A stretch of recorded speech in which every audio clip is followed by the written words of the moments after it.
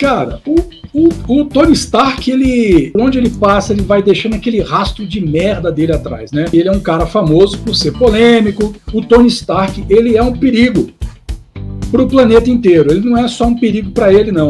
De figurão, playboy, ele gosta de se mostrar, ele tem problema com álcool, cara, vários problemas emocionais gravíssimos. O assunto hoje é sério. Vamos falar de dois pais desajustados, super protetores e sua cria inorgânica pirada na batatinha. Está começando mais um episódio de Intrigators. Saudações, meus amigos! Bem-vindos a mais um programa dos Intrigators, seu programa de fofoquinha semanal aqui com os fofoqueiros Nestábulo Ramos, Elano Costa e Guilherme dos Reis. Hoje, o Denis não vai participar com a gente de novo. Temos que mandar os nossos agentes descobrir por que ele está tão ausente assim, né? Denis, você não vai escapar. Ninguém guarda segredos assim por tanto tempo, viu? Aguarde. Essa semana nós vamos trazer para vocês aqui um assunto muito importante. Vamos todo mundo ficar com cara séria porque é um assunto muito importante. Precisamos falar do cara que pariu o Ultron. Exatamente. Mas você tá falando de qual cara? Qual cara? Exatamente, são dois. Então nós vamos falar dos dois. Você sabe qual é? Pois é. Um foi o Tony Stark, no filme dos Vingadores, a Era de Ultron. E depois, bem antes dos quadrinhos, o Dr. Hank Pym, que foi o primeiro Homem-Formiga, já havia criado lá nos quadrinhos, na década de 60, se eu não me engano, o Ultron. Esse robozão do mal que, cara, ele causa um estrago lascado, um estrago a nível global. Quem é que assume a responsabilidade disso? Pelo visto, nenhum dos Vingadores fez muito isso ultimamente, né? E é sobre isso que a gente vai falar aqui. E aí, galera, beleza? Boa noite. Beleza, boa noite, né? Beleza. Tem alguns assuntos, né, Nestábulo, que a gente não dá pra gente pegar assim e falar, não, cada um traz um, né? Tem assuntos que a gente fala, peraí, precisamos falar sobre isso, né? E aí vai todo mundo, aí a gente precisa falar, não, peraí, precisamos de um programa inteiro para falar sobre isso. Não dá para ficar variando o assunto. Não precisar dá. De um tempinho. São alguns assuntos que são muito importantes, não dá para, como você disse, não dá para a gente ficar abordando de forma superficial. Então, a gente resolveu fazer esse quadro que, na verdade, é um programa inteiro, que é Precisamos Falar de...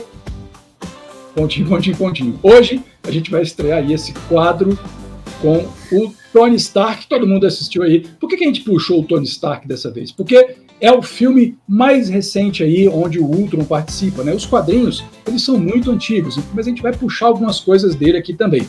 Mas, para não criar uma confusão na cabeça de quem não se lembra do Ultron dos quadrinhos, a gente vai falar do Ultron dos quadrinhos também e do papaizinho dele, que é o Dr. Hank Pym, que foi o primeiro Homem-Formiga, beleza? Vamos começar pelo Tony Stark? Vamos. Tony Stark, inclusive, tivemos que fazer uma seleção, né, do Ultron, porque tem outras bobagens aí, né? Mas vamos ficar só com o Ultron dessa vez. Cara, o Tony Stark, ele tem assim uma bagagem de cocô que por onde ele passa, ele vai deixando aquele rastro de merda dele atrás, né? A gente não vai explanar sobre tudo aqui, mas quem conhece o Tony Stark sabe, né, que ele é um cara famoso por ser polêmico, né?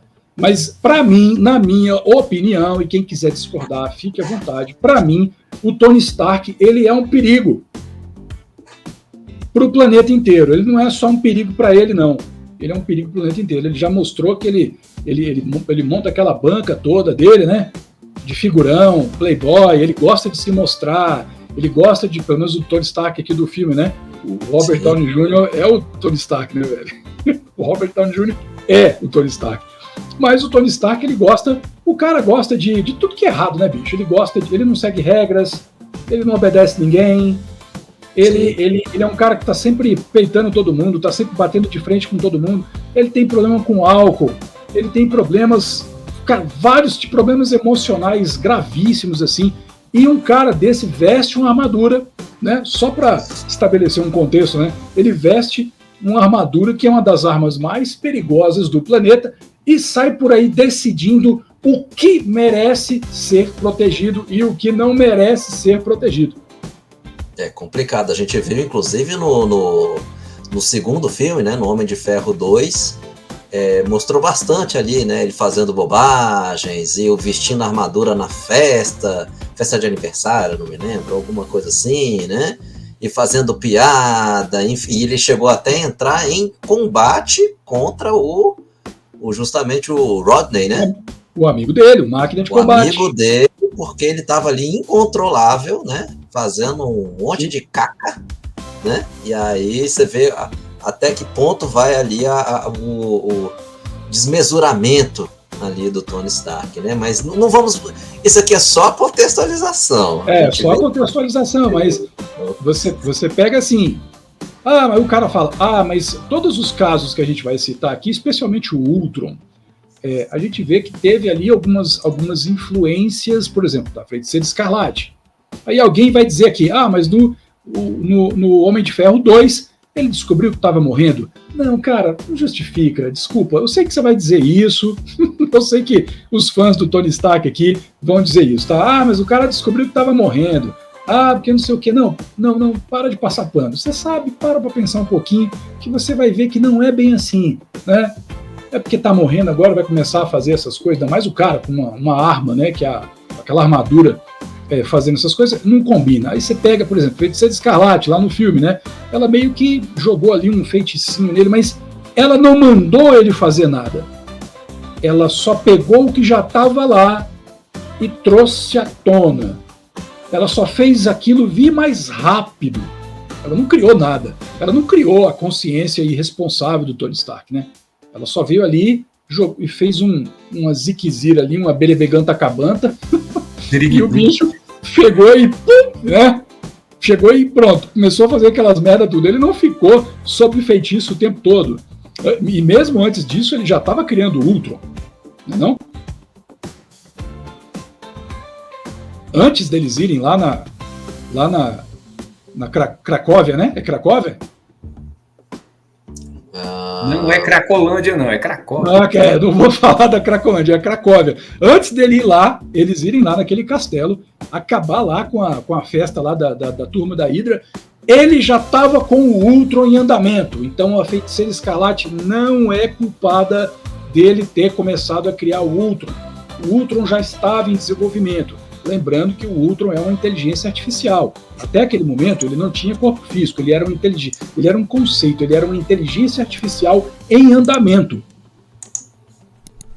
E desde então, daquele dia em diante, o cara começou a fiar o pé na jaca e fazer uma merda atrás da outra, bicho. Vocês viram, cara, né? O Ultron, o que o Ultron fez? Ele foi lá, ele matou o Jarvis.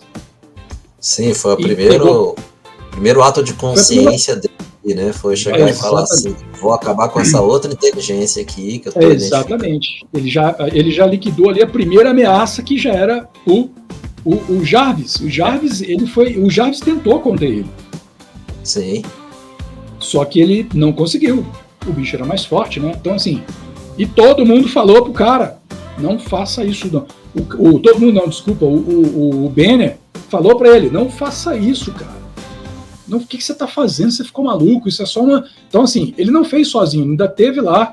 Se o Stark é o pai do Ultron, eu acho que o Banner é a mãe do Ultron. Ele pegou o Banner pra explicar o plano dele, né? Não, olha só. Vamos fazer com que o mundo não dependa, né, dos Vingadores, era um negócio assim, né? Vamos criar aqui um exército de defensores do mundo, né? Era uma coisa assim. É muita arrogância, né, cara? É muita arrogância, né? O cara falar que quer colocar uma armadura em volta do planeta, como se o planeta fosse dele, né? Ele não pergunta... Isso é uma coisa que tem muito nesses filmes do super-herói, né? Principalmente esses da Marvel.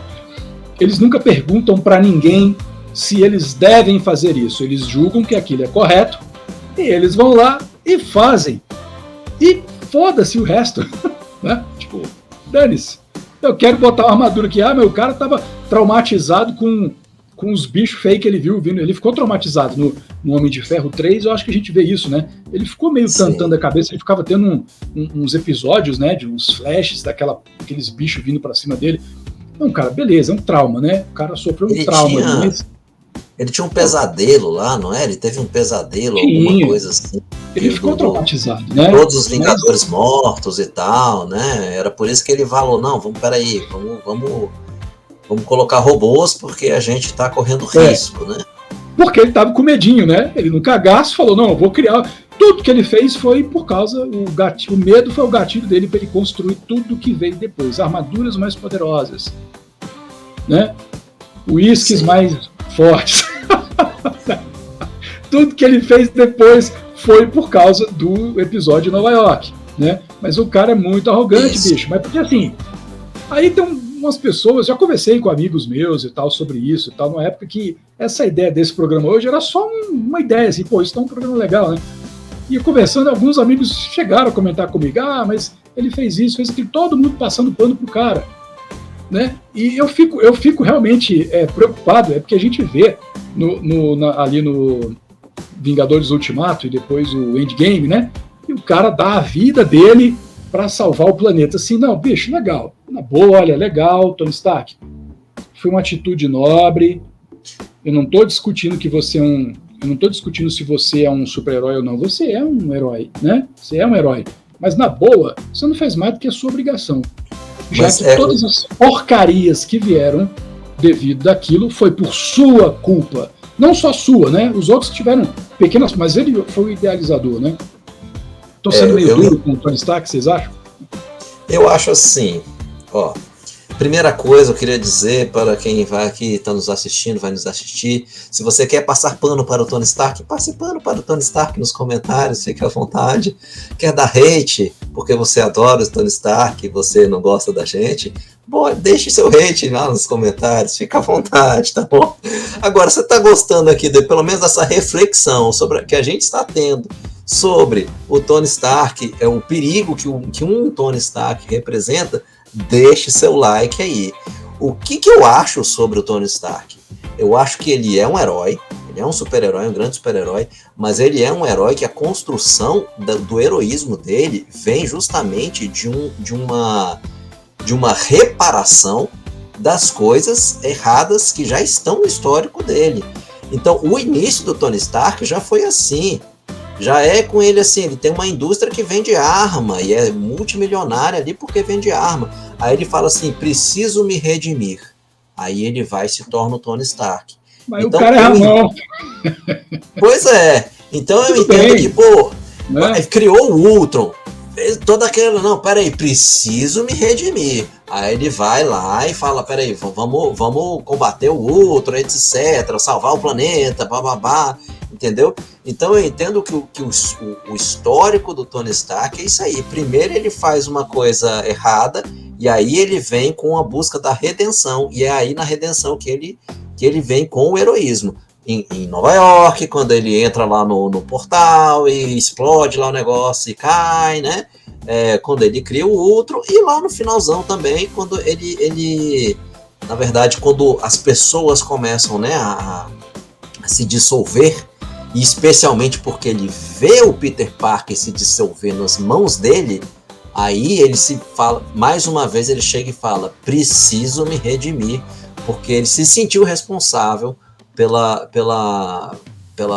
passamento, né, pela passagem aí de diversas pessoas, né, e aí falou, não, a gente precisa novamente vencer essa ameaça. Então aí a única maneira que ele viu lá vencer o Thanos a uma em 1 milhão, né? Ele falou, pronto, sou eu, né? Não sou eu, não é outra pessoa. Então vou ter que fazer isso. Então é um grande herói, mas ele faz umas caquinhas também, umas antes, inclusive. Né? Umas cacas dignas de deixar qualquer dinossauro com inveja, bicho. O Ultron virou uma grande ameaça, né? É uma piscina de merda que ele faz, não é uma caquinha qualquer, né? O Ultron virou uma piscina de merda, imagina que nojeira isso, cara. Merda do Stark, hein? Diga-se de passagem. O Ultron, ele era uma grande ameaça, né? Mas todas as pessoas que morreram por causa do Ultron, isso aí, na minha opinião, vai para conta do Tony Stark.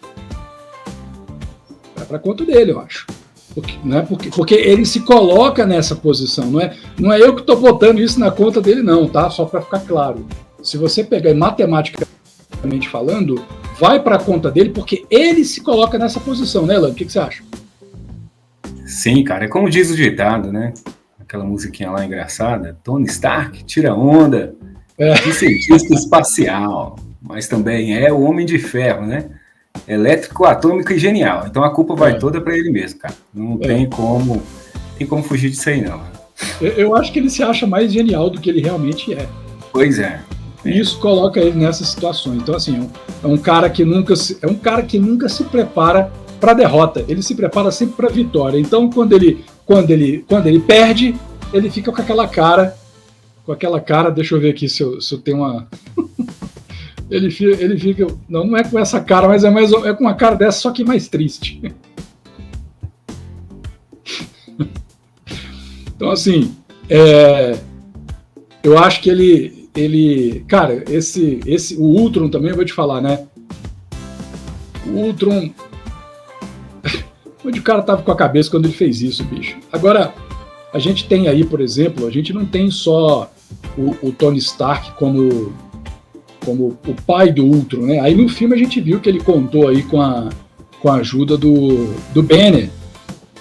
O Banner disse para ele que era uma péssima ideia, mas ele ainda assim, ele foi lá e continuou, e ainda convenceu o cara que o Banner, eu vou te falar, é outro que me assusta, porque um cara que é emocionalmente fraco daquele jeito, com aquele poder da radiação gama, né? Um cara indeciso, que se ele der um espirro, ele se transforma no Hulk, e o cara ainda foi ajudar ele aí, ó. Ainda foi ajudar ele a construir, a finalizar, porque já estava encaminhado, né? Foi finalizar o Ultron, cara, a consciência do Ultron aí, né? Isso aqui já foi no primeiro filme lá, né? E os caras estavam sempre trabalhando juntos e tal. Sim, mas é porque o Ultron tem uma conexão com a joia, né?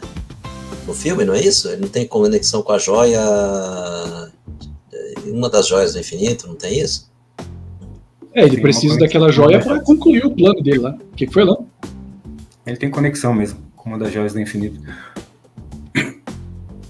Sim. Não é, Acho? Agora eu não me lembro se é por causa da joia que ele desperta a consciência. Agora eu não me lembro. Se ele só colocou a joia lá na cabeça do Visão. Né? Então, mas o Tony Stark disse, agora fazendo aqui uma dúvida, eu realmente não lembro, talvez essa dúvida até sirva para ajudar o Stark em alguma coisa. Ele disse que não havia terminado o Ultron.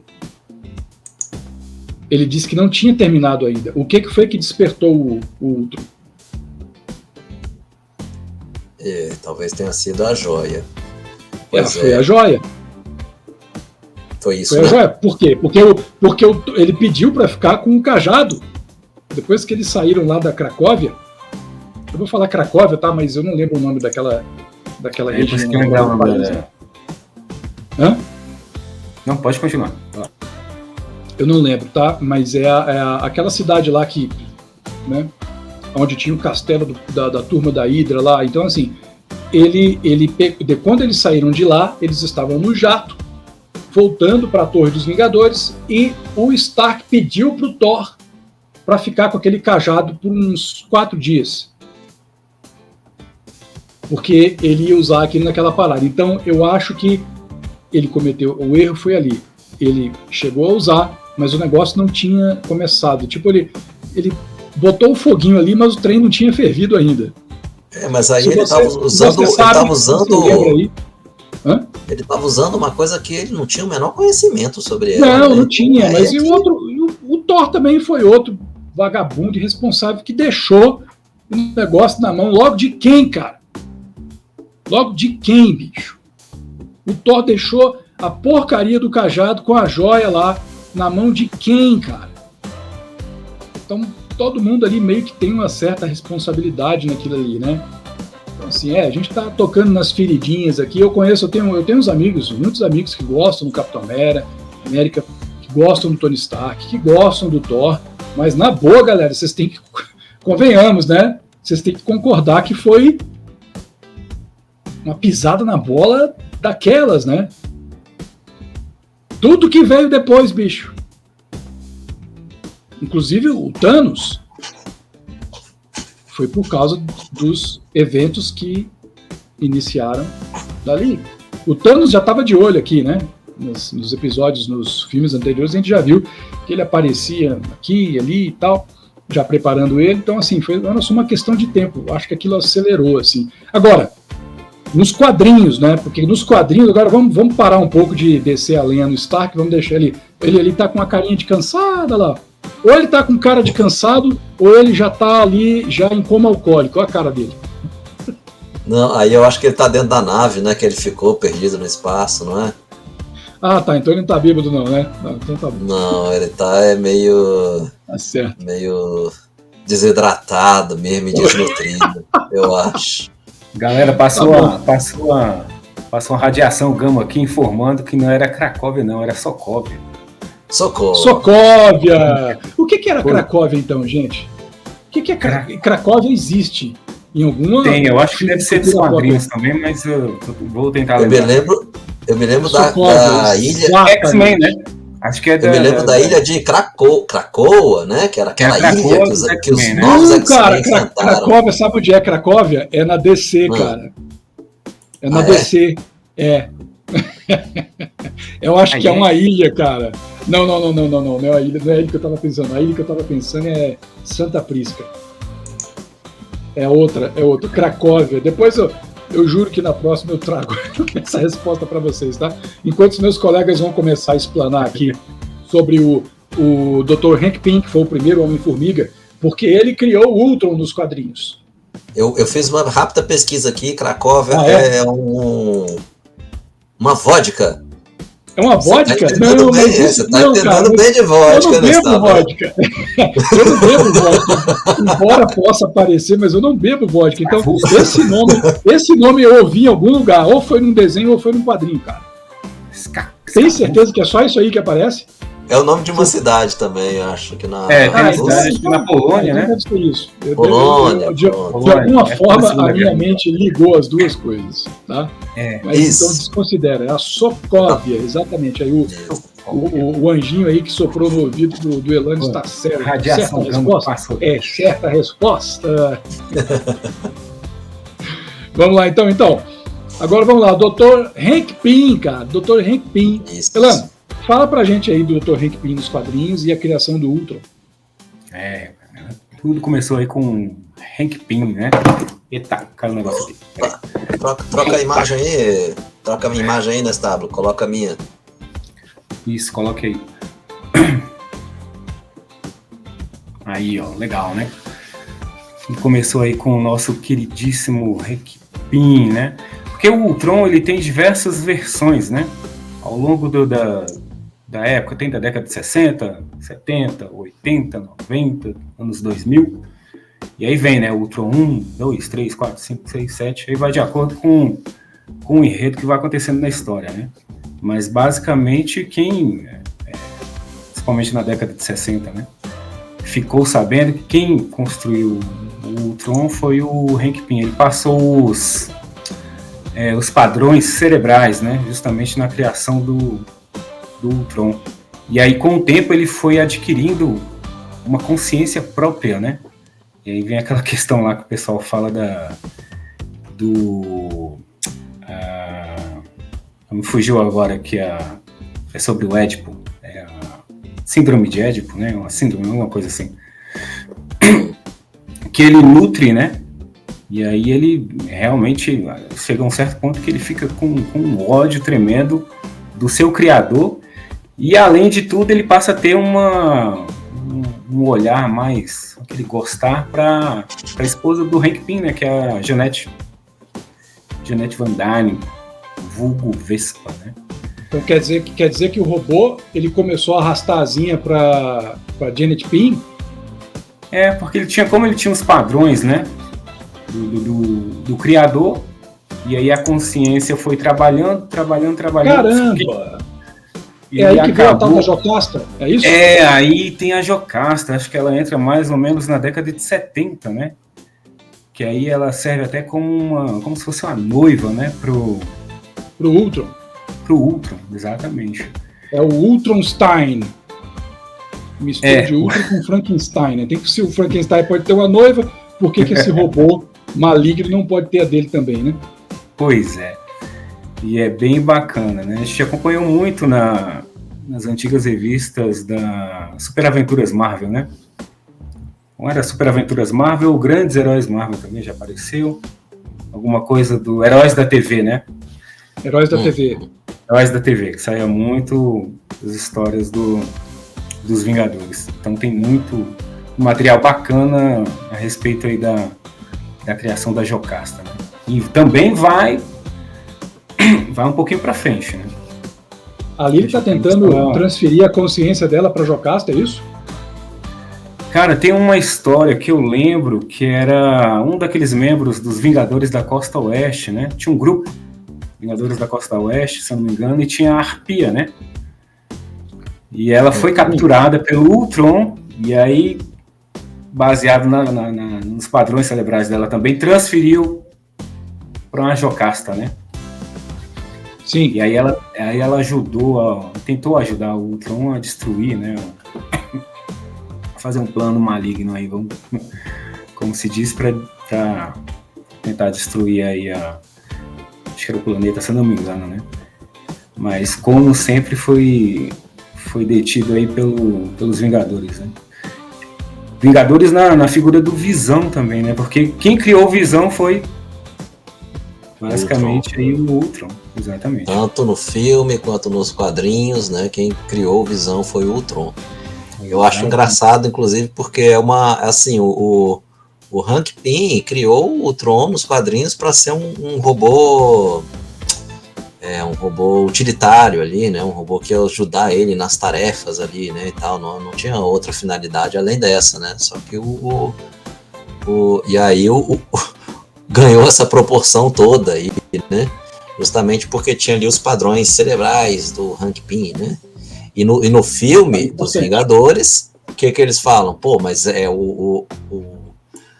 a cabeça do Ultron no filme dos Vingadores é o quê? A lógica do Ultron é a lógica da cabeça do Tony Stark, e é por isso que ele gera problema, né?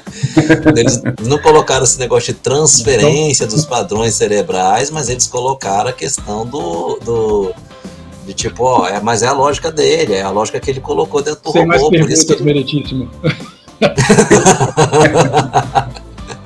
Tem mais perguntas. Cara. Então, porque, assim, então você vê, pela consciência, pela forma como o Ultron age, você consegue entender como que a cabeça do Stark é bagunçada, bicho.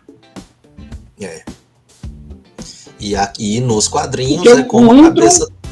Ele não nasceu mal, né?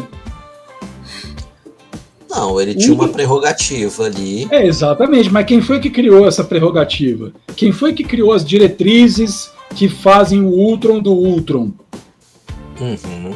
Ele pega a consciência do cara foi inteira. Tony Stark. Tá ali.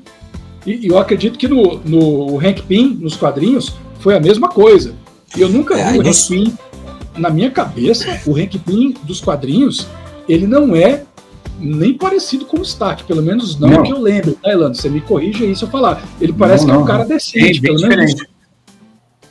Exatamente. É porque, não... Então, o Ultron, aí já é os padrões cerebrais realmente no quadrinho que foi colocado na cabeça do Ultron. Só que o Hank Pym, ele é, assim, nos quadrinhos, ele é muito desajustado. Ele é muito desajustado mesmo, emocionalmente. Ele já teve uma dupla personalidade, ele já teve uma... Cara, ele teve realmente... Sério, cara? Por isso que o Ultron foi o problema que aconteceu, entendeu? E você vê aí que o... Stop! E aí, tá gostando do vídeo? Então não perca a continuação dele no próximo episódio de Intrigators. Valeu! Pode descongelar, galera. Pode baixar? No próximo episódio de Intrigators.